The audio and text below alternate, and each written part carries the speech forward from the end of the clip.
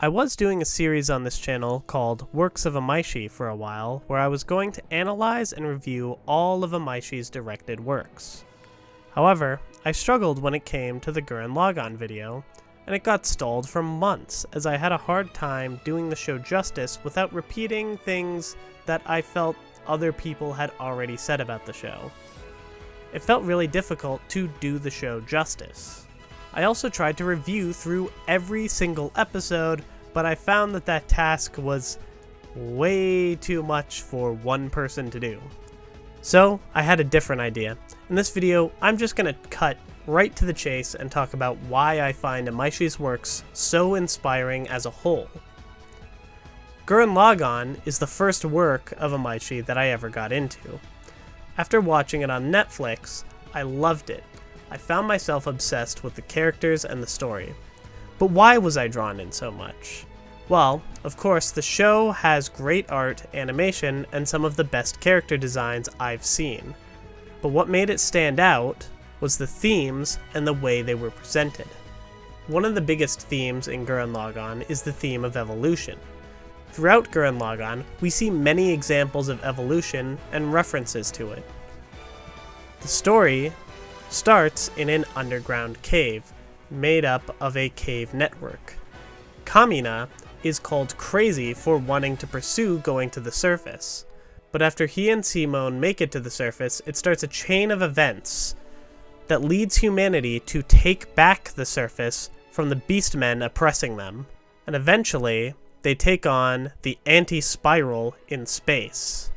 The show starts with humanity trapped deep underground in cave networks and villages, and ends with them fighting a massive battle in space. It seems crazy that humanity would end up this advanced over the course of the story, but they do, and it's done in a way that makes complete sense. You see how they got there.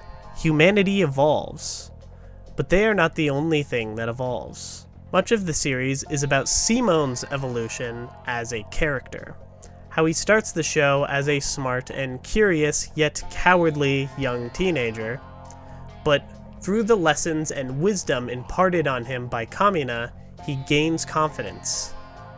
Yet, with help from others he meets later in his life, such as Nia, he also learns to value his own life and avoid being reckless in the same way that Kamina was.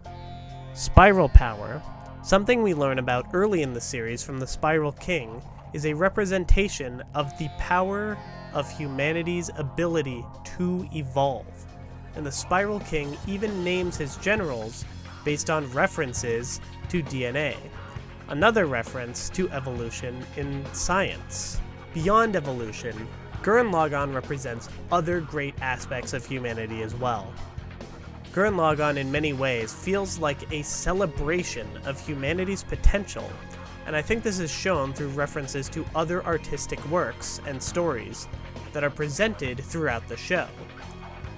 For example, the first episode is an allusion to Plato's allegory of the cave, in which people are trapped in a cave and do not believe a surface exists, much like the villagers do not believe a surface exists and think Kamina is crazy when he tries to tell them it does. There are other references as well. I'm less sure if it's intentional, but there's an episode where the Gurren Brigade end up in Adai village where they meet Rosyu. This episode seems to have a reference to the lottery. For anyone who doesn't know, the lottery is a story in which a, lottery decides who among a group of villagers will be sacrificed in the hopes of having a better harvest. The one person who wins the lottery is stoned to death, similar to how the lottery decides who is forced to leave Adai village for the dangerous surface. Another reference I noticed is a reference to the Epic of Gilgamesh. The Epic of Gilgamesh was one of the first major known stories ever told by humans, or at least that we have record of. It was written into ancient stone tablets. Simone and Kamina's main rival, Viral, pilots the mech called Enkidu. Enkidu is named after a main character from the Epic of Gilgamesh. Enkidu was described in the Epic of Gilgamesh as a beast-like wild man who was originally created to fight Gilgamesh before befriending and partnering with him, making his character a strong parallel to GurrenLagann's Viral. There is another major theme in GurrenLagann I want to discuss, and it's something that Imaishi and the people he works with seem to be so fascinated by that it permeates much of the rest of their work. That theme is the theme of freedom. In the underground Jiha village, Kamina and Simone are ordered around by an oppressive village chief. Once on the surface, they inspire other humans and form an army fighting oppression coming from the Beastmen and the Spiral King, trying to force them back into their underground village. They criticize the strict authoritarian rules of the Spiral King and many village leaders throughout the show. And Kamina, during his speeches, often talks about wanting to be free, and in one of my favorite moments of the show, he gives an emotional speech to Yoko about how he wants kids like Gimme and Dari to grow up in a world where they can look at the sky without a care in the world. The Team Gurren flag becomes a symbol of human freedom, and Simone's drill in the show becomes a literary device that represents humanity's constant drilling forward towards the goal of greater freedom. How does this connect to Imaishi's other works, though? Well, for example, in his first directed anime, before he did GurrenLagann, he directed the movie Dead Leaves, a movie about mutant outcast characters staging a prison break on the moon to achieve their freedom. In fact, they even use a drill to achieve this very goal in the movie at one point. This seems to be a literary device Imaishi quite enjoys using. Cyberpunk Edge Runners, Imaishi's last directed anime as of the writing of this video, showcases the cruelties of a world where freedom is not allowed to exist. The 2019 film Promare showcases Gallo, who, if we're being real, is basically Kamina 2.0, learning to support the Burnish, a group of people who are being oppressed in society due to their pyrokinetic powers. Space Patrol Lulico is about a girl who learns that she doesn't have to be like everyone else and can embrace weirdness, defying society's norms and embracing freedom and the freedom to be weird.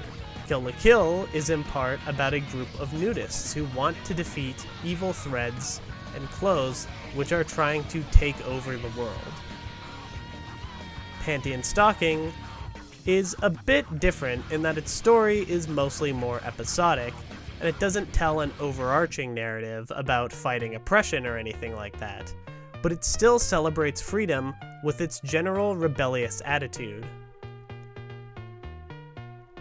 Honestly, I would love to go into more detail about each one of these, but if I make the script too much longer, I don't know if I'll ever finish this video. I want to wrap up by saying that Imaishi's works inspire me because they represent humanity, the enduring strength that we as humans have to evolve, to create, and to fight for our freedoms. Unfortunately, at the time of writing this video, there is a disturbing wave of disrespect for people's freedoms and rights, permeating many parts of the world. And I think now is one of the most important times ever for people to understand the importance of standing up for themselves and their freedoms. But with that being said, thank you guys for watching, and hopefully I'll see you in the next video. Bye-bye! Hey guys, I hope you enjoyed the video. I just wanted to come back and talk for a minute about PeerTube, which is another video uploading platform similar to YouTube that I have also been uploading backups of basically all of my videos, or at least all the videos I consider to be important that I've made. And I just wanted to say that I recommend watching my videos there if you're not doing so already. There are no ads on PeerTube, and you can just enjoy all the videos there, and it's possible that might be where I am primarily uploading some of my videos in the future. Yeah, so just wanted to shout that out. But I hope you enjoyed the video, and thank you for watching. In the original Evangelion and the Netflix dub, Asuka Langley Soryu, a character who has grown up in Germany, only speaks German 2 or 3 times max. But wait, you might ask, I remember Asuka speaking German all the time. Yes, exactly. Erzählen, Einlass. Anfang der Bewegung, bestätigt. Anfang des Nervenanschlusses, bestätigt. Anfang nächster der Herzmonitor, bestätigt. Synchro-Start, nun!